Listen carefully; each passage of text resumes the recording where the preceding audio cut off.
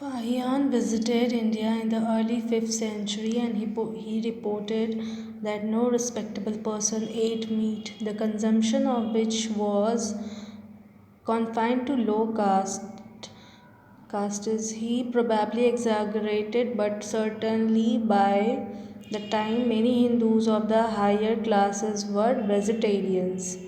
The growth of vegetarianism was, of course, linked with the doctrine of nonviolence, which was already old at the time of Fahien. It was known in the days of Upanishads and was elaborated by Buddhism and Jainism, which were largely responsible for the gradual disappearance of the greater Vedic sacrifices at which large number of animals were killed and eaten.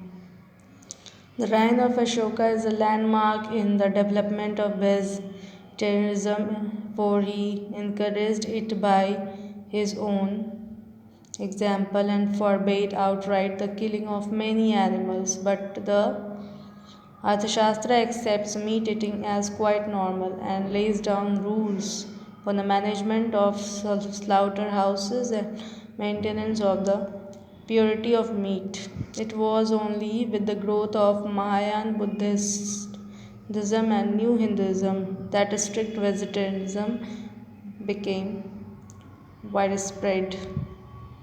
Even the hunting and meat eating were practiced by the warrior class and tantric cults of Middle Ages restored the practice of sacrifice and meat eating in the new form.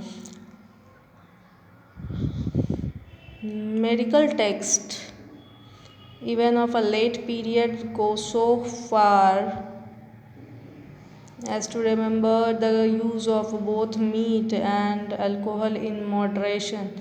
Do not forbid the eating of beef. It is a doubtful if a complete vegetarianism has ever been universal in any part of India, although in many regions it was and still is practiced by most high caste Hindus.